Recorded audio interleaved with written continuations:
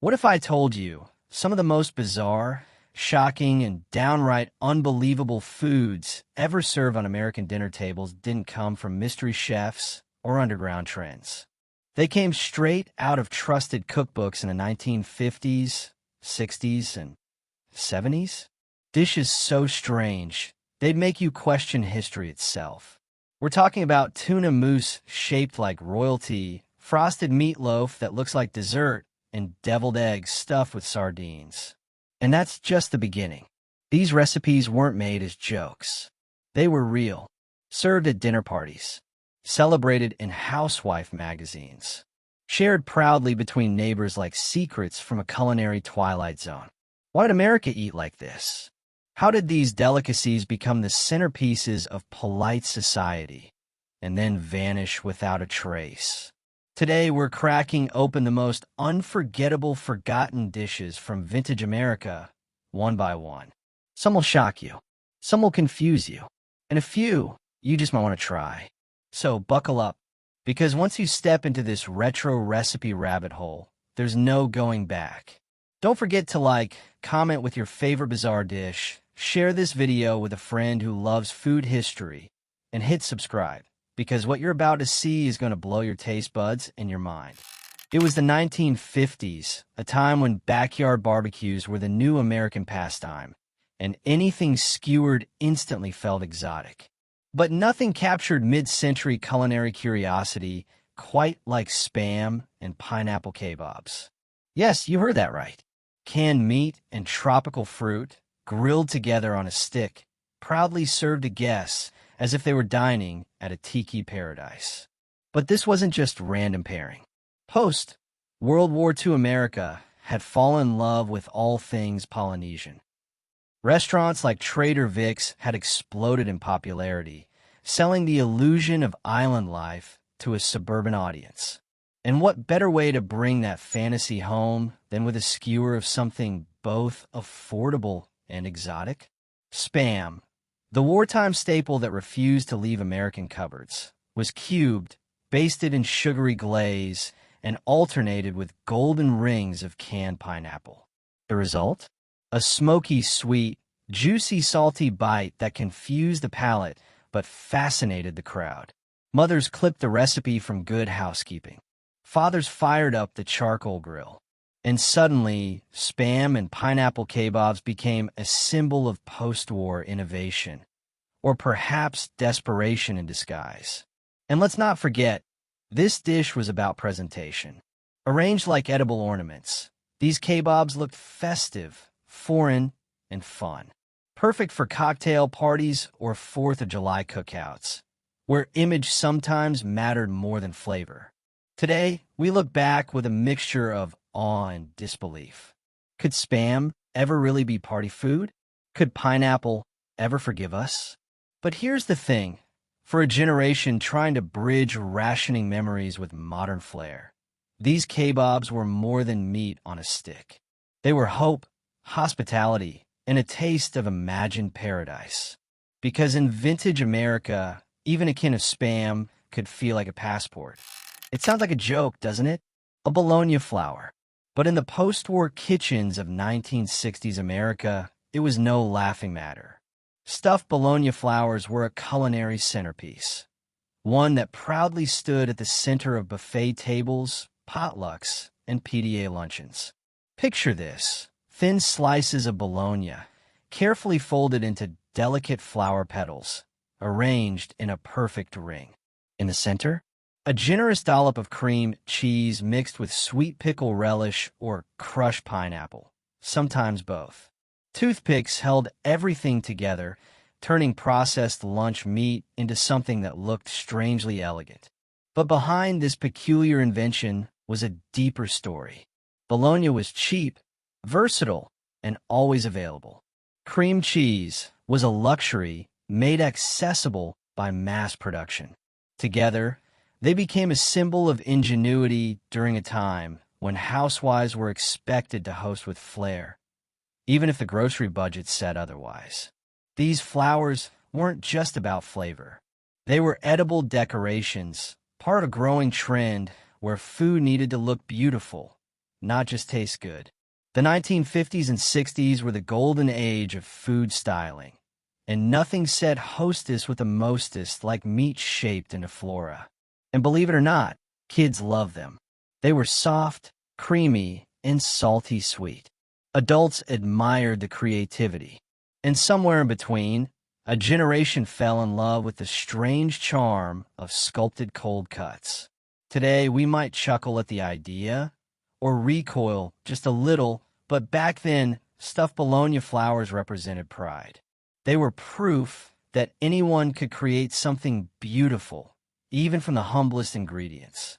Because in the world of vintage American cooking, if life gave you luncheon meat, you made art. They weren't fried, they weren't battered, and they definitely weren't what you were expecting. These were not your diner-style onion rings, crispy, golden, and dipped in ketchup. No, this was something experimental. Stuffed onion rings came from a time when mid-century American cooks were more like culinary daredevils, trying to prove that anything could be elegant if molded into a ring and piped full of filling. Here's how it worked. Thick slices of raw or lightly blanched onion were hollowed out to form perfect circles. The hollow centers were then packed, not with breadcrumbs or cheese, but with mixtures like deviled ham, egg salad, pimento cheese, or for the especially bold, sardine spread. The result was a cold, gelatinous, and wildly textural dish that sat on lettuce leaves like it belonged in a museum. The visual? Striking. The taste? Debatable. But it was never just about flavor. Stuffed onion rings were a statement. A showpiece for bridge club luncheons, bridal showers, or ladies' auxiliary banquets. If your tray featured these layered onion crowns, you weren't just serving food. You were telling the world you read Better Homes and Gardens cover to cover. They belonged to an era obsessed with formality and visual perfection, when molds, and more molds ruled the kitchen, and the weirder, the better. Some guests admired the presentation, others quietly nudged them aside. But every hostess who served them knew one thing: they'd be remembered. Today, we see them as relics of an age when dinner parties pushed boundaries and onion slices moonlighted as canapes. They may not have aged well, but they dare to be different. And that's what makes stuffed onion rings more than just a recipe. They were a bite-sized rebellion in the shape of a circle. At first glance, this combination seems like something a 5-year-old might invent on a dare. Sweet pickles, cinnamon bread? Together? But step back into a 1950s kitchen, and you'll find this wasn't a prank. It was a proud, purposeful recipe passed around church socials and PDA newsletters. Picture this: slices of soft, swirled cinnamon raisin bread, toasty, fragrant, and slightly sweet, layered with thick slices of neon green sweet pickles. No butter, no meat, just the sharp tang of pickles crashing into the sugary warmth of spice bread. A sandwich that defied logic and, somehow, made people smile. The origins trace back to a time of scarcity and simplicity, when creative lunch-making became an art form. Pickles were shelf-stable, cheap, and added zing to anything. Cinnamon bread, often homemade or bought on sale, gave a sense of homemade warmth even when fillings were humble. But this was more than just thrifty snacking. In many households, this sandwich was lovingly wrapped in wax paper and tucked into school lunchboxes. Children would either trade them away in horror or guard them like treasure. Adults found them oddly comforting. The clash of flavors had an addictive quality: tart, sweet, soft, and crunchy all at once. And don't let the strangeness fool you. This sandwich appeared in vintage recipe columns and homemaking magazines, often described as zippy, fun, or a taste surprise. It was the kind of dish that got reactions, and in a time when housewives were judged by how creative they could be with limited ingredients, reactions were gold. Today, it's mostly a memory, a culinary relic from a time when rules didn't matter, as long as lunch brought a smile. And while it may never win a gourmet award, sweet pickle sandwiches on cinnamon bread still stand as a reminder. Sometimes, the weirdest pairings leave the deepest impressions. Tomato soup cake, the dessert no one saw coming. Imagine being served a moist, cinnamon-spiced cake, only to discover its secret ingredient was a can of tomato soup. That's right. During the mid-20th century, tomato soup cake shocked dinner guests across America and somehow won them over. It sounds like a culinary prank. But this spicy, reddish-brown dessert actually came from the heart of Great Depression ingenuity, when cooks had to stretch every dollar and use pantry staples creatively. Canned tomato soup added moisture, a rich color, and just enough acidity to activate baking soda. No eggs or milk required. It was a budget baker's dream. But what began as a survival recipe found new life in the 1940s and 50s. Campbell's even embraced it, promoting it in advertisements and community cookbooks. And why not? When baked, the soup's tang vanished, replaced by warm notes of cinnamon, nutmeg, cloves, and often raisins or walnuts. The cake didn't taste like tomatoes. In fact, it resembled a cross between carrot cake and spice cake. Topped with a fluffy cream cheese frosting or a dusting of powdered sugar, it became a go-to dessert for potlucks, after-church suppers, and birthday parties on a budget. For many kids in the 1950s and 60s, it was a sweet memory tied to Grandma's kitchen, until someone let the secret slip. Wait, there's what in this cake? The shock factor only made it more beloved. It was a story, a conversation starter, and a clever reminder that American cooks could turn anything, even canned soup, into comfort food. Today, tomato soup cake lives on in vintage recipe blogs, nostalgia cookbooks, and the hearts of those who once licked frosting off a slice without ever suspecting its strange beginnings. Because in forgotten American kitchens, flavor was only half the fun. The real magic was in the surprise. Hot Dr. Pepper with lemon, the soda that steamed its way into history. Yes, you read that right. Hot Dr. Pepper. In the chilly winters of 1960s America, there was a brief, bubbling moment when soda left the fridge and hit the stovetop. Introduced as a quirky winter warmer, Hot Dr. Pepper with lemon became one of the strangest and most oddly comforting drinks ever to grace mid-century mugs. It all started with a clever marketing campaign. In 1959, the Dr. Pepper Company wanted to boost sales during the slow winter months. Their solution? Heat it up. Literally. They encouraged families to pour Dr. Pepper into a saucepan, warm it until steaming, then serve it with a thin lemon slice floating on top. It sounds like a dare, but surprisingly, it worked. The drink took on a richer, spiced aroma, like caramel meets clove, and the lemon added just enough brightness to keep it refreshing. For a generation of Americans, especially in the South, hot soda became a holiday tradition, sipped at tree lightings, Christmas parties, and after sledding adventures. Teenagers drank it while caroling. Parents served it in place of mulled wine. And suddenly, this carbonated oddity wasn't just a gimmick, it was comfort in a cup. But like many fads, Hot Dr. Pepper fizzled out by the mid-1970s. The rise of new sodas, changing tastes, and a shift toward cold refreshment left the warm version behind. Still, for those who remember it, the memory lingers like the scent of citrus and spice on a frosted window pane. Today, it sounds like a relic from a parallel culinary universe. But in its time, it was a symbol of cozy innovation, proof that even a soft drink could be transformed with a little heat and a lot of imagination. In the world of forgotten American recipes, this one didn't come from Grandma's kitchen. It came from the soda aisle. And somehow, it still tasted like home. Liver sausage pineapple, the centerpiece that confused a nation. Imagine walking into a 1950s dinner party and being greeted by a pineapple. But look again, it's not fruit. It's liver sausage, carefully molded into a tropical illusion. Yes, this was once the crown jewel of mid-century entertaining, the liver sausage pineapple. And believe it or not, it was meant to impress. It started with a block of liverwurst, that soft, spreadable meat product that had somehow made its way from German delis into every American fridge.